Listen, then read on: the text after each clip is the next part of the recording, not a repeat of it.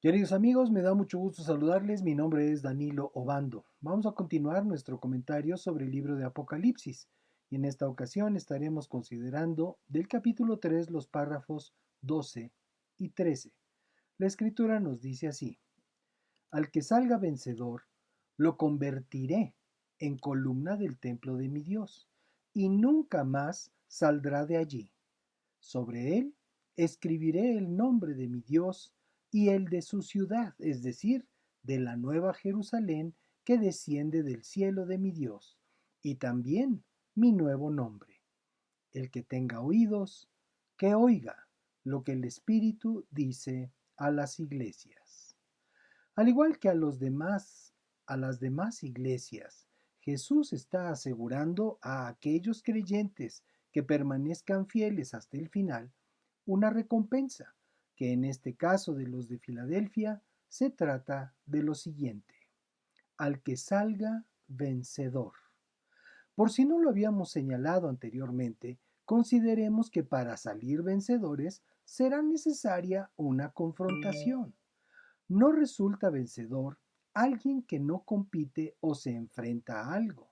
Y en el contexto de la iglesia de Filadelfia, ellos se enfrentaban a los de la sinagoga de Satanás, que ya referimos, eran judíos sin esencia, cargados de maldad, mentira y soberbia, que intentaban detener la predicación de las buenas noticias de la salvación que es por la fe en Jesucristo. Y así, cada uno de nosotros, en nuestras propias circunstancias y tiempo, somos acechados por obras de las tinieblas de una o de otra forma, adversidades que debemos enfrentar y dominar para salir vencedores.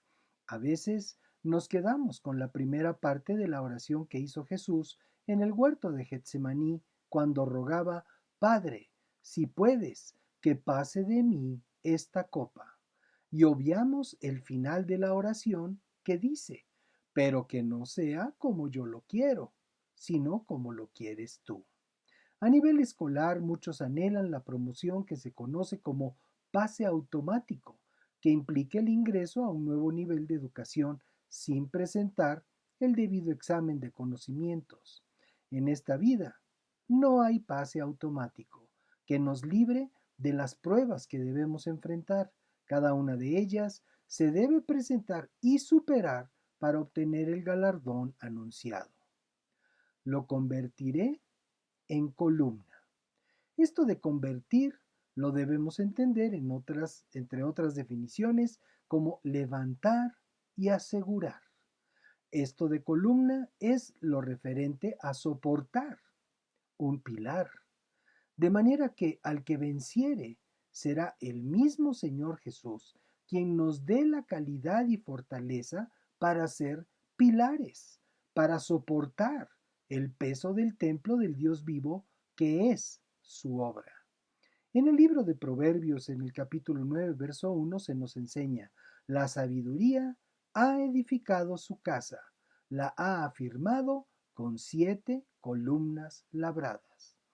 Y entendiendo que la sabiduría no es una entidad distinta al Espíritu del Dios vivo y a su palabra, vemos que la casa del Espíritu de Dios, donde habita la palabra de Dios, ha sido afirmada con 7 columnas labradas, que en relación a estas 7 iglesias a las que Jesús escribe, nos representan a todos los creyentes de todo tiempo y lugar, que hayamos salido vencedores, y el hecho de ser 7 columnas labradas implica que hemos sido objeto de un trabajo para depurarnos y embellecernos, no en un nivel puramente estético, sino de fortaleza y fuerza espiritual que pueda soportar toda la casa del Señor.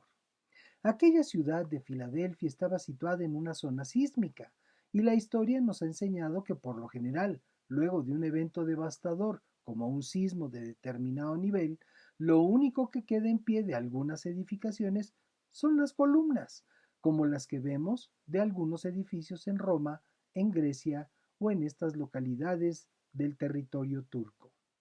Del templo de mi Dios. Este comparativo nos permite entender que cuando se presenten diferentes situaciones de devastación, nosotros, por ser esas columnas del templo del Señor, permaneceremos firmes, porque estamos sustentados en la roca sólida que es nuestro Señor Jesucristo. Nunca más saldrá de allí. Una vez que hayamos sido constituidos columnas del templo de Dios, lo seremos para siempre. Esto es de manera permanente. Ya no estará sujeto a nuestro desempeño, porque para entonces la perfección será manifestada a través de nosotros, porque habremos sido labrados por Dios mismo para reflejar su gloria. Según podemos entender, la inestabilidad de una zona sísmica provoca desplazamiento de los moradores de esas regiones cada vez que los eventos sísmicos se presentan. Y según algunos comentaristas de estos párrafos, esa inestabilidad dio la pauta para que el Señor asegurara a aquellos creyentes que Él les daría estabilidad y permanencia eterna.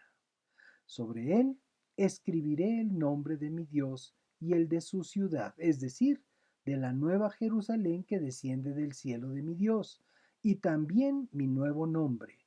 El que tenga oídos, que oiga lo que el Espíritu dice a las iglesias. Nunca más saldrá de allí. Esto implica una permanencia y estabilidad que en el caso de los de Filadelfia no tenían por una y otra causas, pero que nosotros podremos disfrutar aunque en nuestro tiempo hayamos sufrido alguna condición de inestabilidad y cambios no voluntarios. Sobre él escribiré el nombre de mi Dios y el de su ciudad. Será un tanto como hablar de Saulo de Tarso o como del propio Jesús de Nazaret. Así se nos grabará un nombre nuevo, el nombre del Señor y el de la ciudad santa que nos identificarán como propiedad del Dios vivo por toda la eternidad. Algunos estudios revelan que en Filadelfia se distinguía a ciertos personajes ilustres con la inscripción de su nombre en las columnas de edificaciones importantes, es decir, de la nueva Jerusalén que desciende del cielo de mi Dios.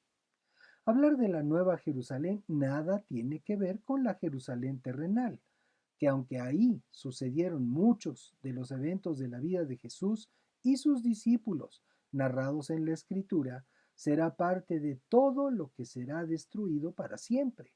La Jerusalén celestial no es una ciudad reconstruida, sino una enteramente nueva que proviene de los cielos porque ahí fue levantada. Y también mi nuevo nombre.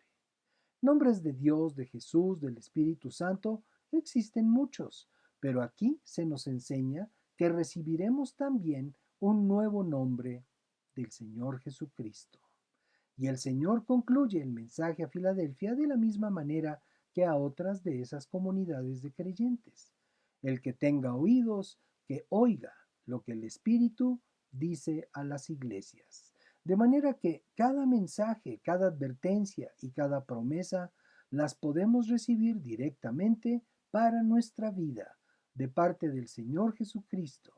Bueno, si es que tenemos oídos para oír lo que el Espíritu dice a las iglesias.